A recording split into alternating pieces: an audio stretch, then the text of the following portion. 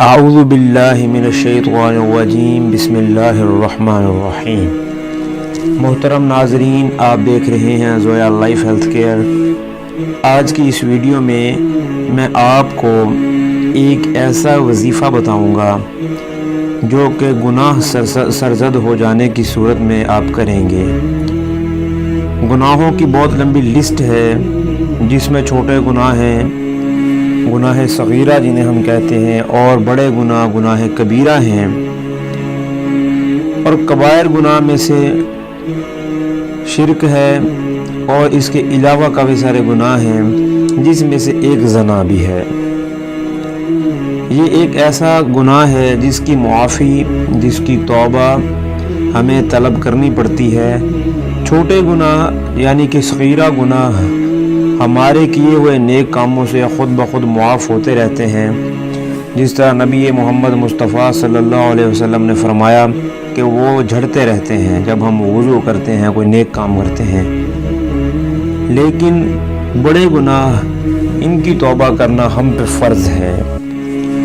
تو اگر آپ سے زنا ہوا ہے، چاہے آپ عورت ہیں چاہے آپ مرد ہیں، آپ کے دل میں آپ کی بے چینی ہے تو آپ اللہ سے ضرور توبہ کیجیے، اور توبہ کرنے کا ایک طریقہ ہے وہ میں آپ کو بتا رہا ہوں۔ تو اس کے بعد آپ نے یہ وظیفہ کرنا ہے جس سے انشاءاللہ تعالی العزیز آپ آنے والی زندگی میں کبھی بھی اس الٹے اور گناہ والے کام کی طرف مائل ہونے سے بچ جائیں گے۔ اگر آپ سے زنا ہوا ہے تو آپ پہلے اچھی طرح وضو کیجیے، پھر 2 رکعت نماز ادا کیجیے اور اللہ سے بخشش طلب کیجیے، اور اللہ معاف کر دیتے ہیں۔ یہ سنن ابی داؤد اور اس کے علاوہ متعدد احادیث کی حدیث ہے۔ تو اس میں آپ نے وضو کرنا ہے، 2 رکعت نماز ادا کرنی ہے اور بخشش طلب کرنی ہے۔ تو جس دن آپ نے توبہ کرنی ہے اس دن نماز عشاء کے بعد آپ نے پھر 2 رکعت نماز ادا کرنی ہے۔ یہ 2 رکعت نماز آپ نے ویسے ہی ادا کرنی ہے جس طرح ہم فرض پڑھتے ہیں یا سنت پڑھتے ہیں۔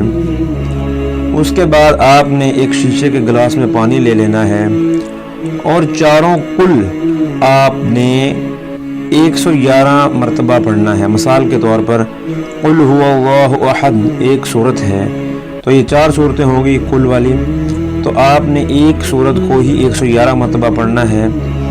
تو آپ نے چاروں صورتوں کو 111 مرتبہ پڑھنے کے بعد جو ہے وہ اس پانی پر دم کر دینا ہے۔